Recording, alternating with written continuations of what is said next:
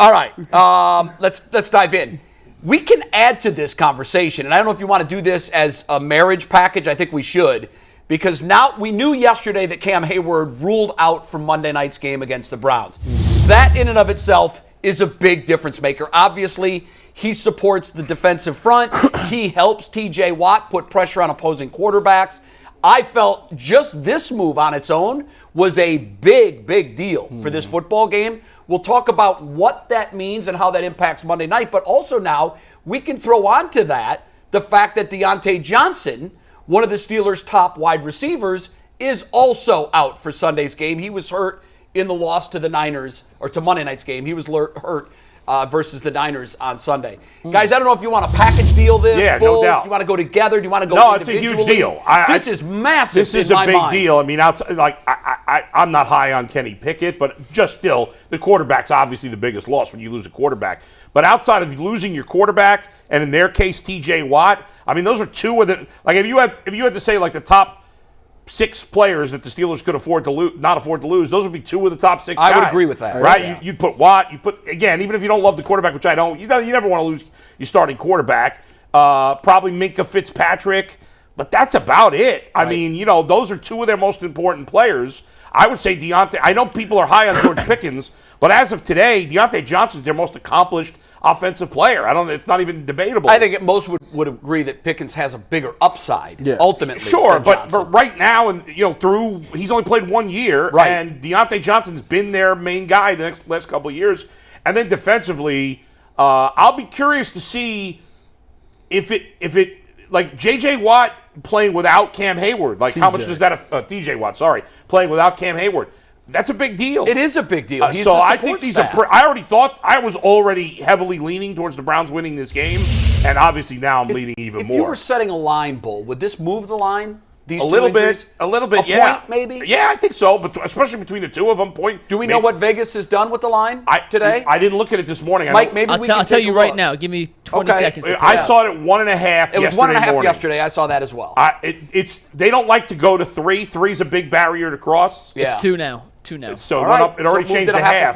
I bet you it goes to at least 2.5 before the game starts. Interesting. Tyvis? Yeah. I mean, losing Cam Heyward, first of all, especially going up against the Browns have Nick Chubb.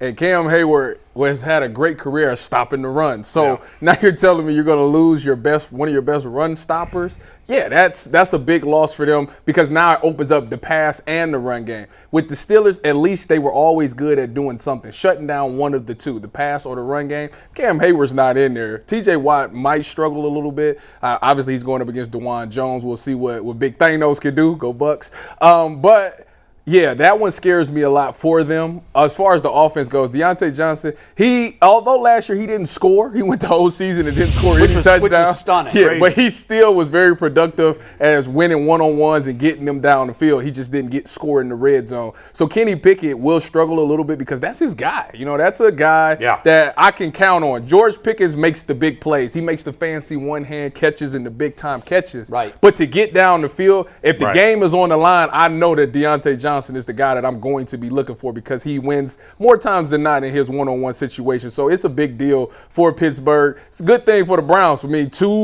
another division game to go up 2-0 in the division. It's hard to do, especially in this division. They got a chance to do something special and be 2-0 in the conference would be even more incredible. I'm always so nervous when folks start putting something in the dub column before the game is played.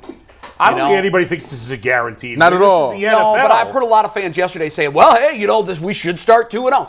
We should, but, I know now, in the meantime, G. Bush had announced as soon as Johnson was hurt that he is going exclusively on a liquid Kool-Aid diet this week. That's all he's drinking. And he's counting his packets right now. Is that a blueberry? That's a record number of packets in one you got to mix them all. There's just so many carbs. You got to mix them all. There's so many different ways I can consume that is a crazy combination if you just throw them all in one pitcher. I wonder what that would taste like. I might do this for y'all. If the Browns win by 21 or more. Oh, my goodness. I will take the Kool-Aid pack and pound it by itself. Just the powder. Just the powder. Well, that can't be good. You might literally go into a sugar coma. Yeah, I tell you that what. can't be great. I tell you what. Actually, I don't want to see you do No, that. no, no. Actually, there's no sugar in these. Listen. Really? true. Oh, it's the fake stuff. It's the sugar that gets you to put in. Yeah, that's what they say. You got This to is- Oh, yeah, you're right. That's just the flavoring. You're Oh, right. that's you're what right. gets you. Yeah, you only need about 8 cups of sugar Yeah, for a pitcher of Kool-Aid. But That's a fact. But I tell you what, look, I even got who got this one? The blue raspberry lemonade. Shout out to the Kool-Aid gang, by the way. Hey man, people was hitting me up, and you almost crashed my site last night. How many shirts did you sell? Man, I had. He almost crashed. You know, for real, I don't have that much traffic like that. It was like 200-300 people in there at once. I was like, calm down. The order will go through. You just gotta wait for a second. So no, I Do told we want to show the Kool-Aid shirt one more time? I had people asking me about this yesterday.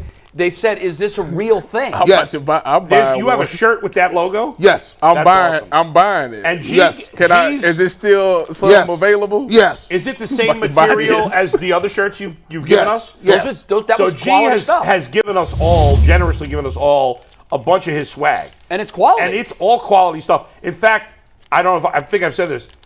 The brown, there's one shirt that you gave me. It's a brown T-shirt with the gold. That's a gold panda. That's my favorite shirt. I wear it around the house like 5 times a week. Wow. I'm screwing it up because I'm washing it. So You're much. right. I didn't get that. I didn't get that It's a one. swag. It's I a love 1 that of 20. It's the most comfortable is this- T-shirt. is this It's the most Kool-Aid- comfortable T-shirt I've ever worn. Is this Kool-Aid going on hoodies too? Yes. Yes, I need Kool-Aid will one. go- I got Kool-Aid- I'll be sporting the and panda it- hoodie everywhere. And it comes in black and it comes in a tropical blue color. I can't do the blue, but I Bush, can do the black. You really are the master of marketing. You really are, bro. You are the master of marketing. It was funny. My mom called me. She said, yeah, I was on the chat. I was in the chat. I'll be relegating. And somebody said that they need those Kool-Aid. I think you need to talk to an artist today.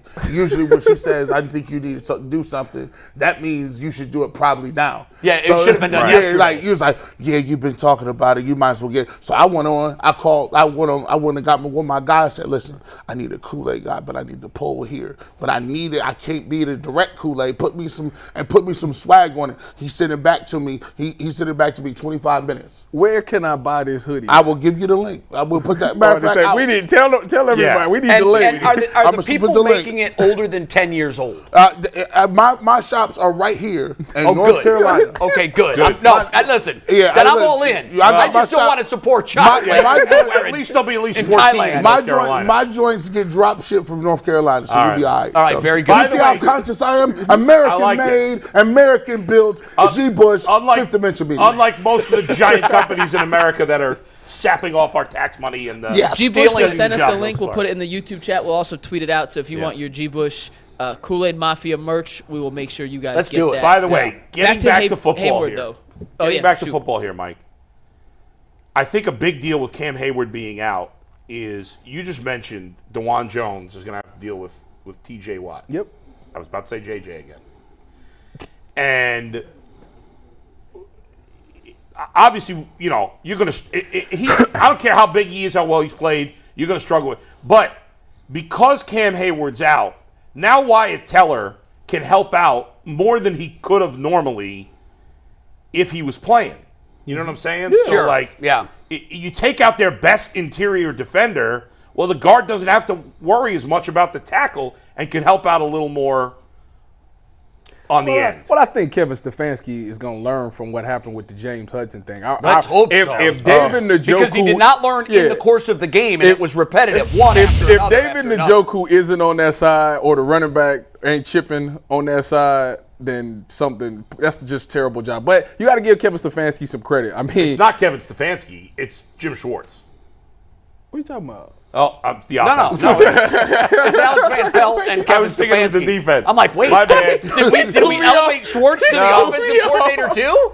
So, but I lost my mind. you got to give Kevin Stefanski some credit just from one game this season. Yeah. He took his game plan and scrapped it in the middle of a He game. did. Last year, he Because of the weather. would have died on the hill. This is what we said we're gonna do. We're gonna do it. Well, that's what you gotta happened give against him, New Orleans You last gotta year. exactly. You got to give him credit for that, and you got to give him credit for the first time they went in at halftime and made something called adjustments. Yeah. And the players came out in the second half and handled it unbelievably. It was like a whole new game plan when they came out in the second half. We didn't see that offensively or defensively last year. Especially defensively. So I give them credit for doing that. Kevin Stefanski is still a young head coach. He's still learning.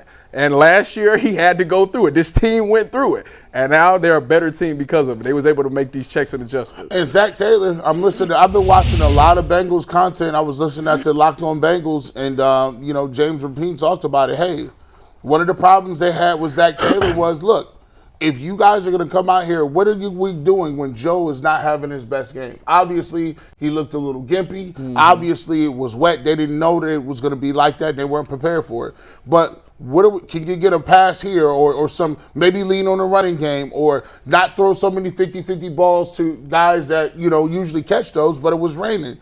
And so I will give Stefanski that credit because I just thought he adjusted more than what Zach Taylor did and said, okay, well, let me go to my run package. Now, in this game, when you talk about all them dudes being out, I'm sorry, Pittsburgh. I'm sorry we had to do it to you.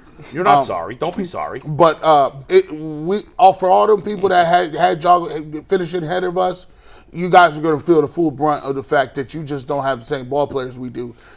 You just are. He don't want to jinx it. He don't want to. It's okay, Jay. You can step out on it. You know what the Steelers are? They're Jason from Friday the 13th. They are. You thought that Jason was dead when they put the pickaxe in his forehead. Right. You thought it was over. Thought it was done. Yeah. You thought, here come the rolling credits. Then all of a sudden you hear, jing, jing, jing. And here comes Jason out of the barn with the pickaxe stuck in his forehead. Yeah. He's got a double-barrel shotgun.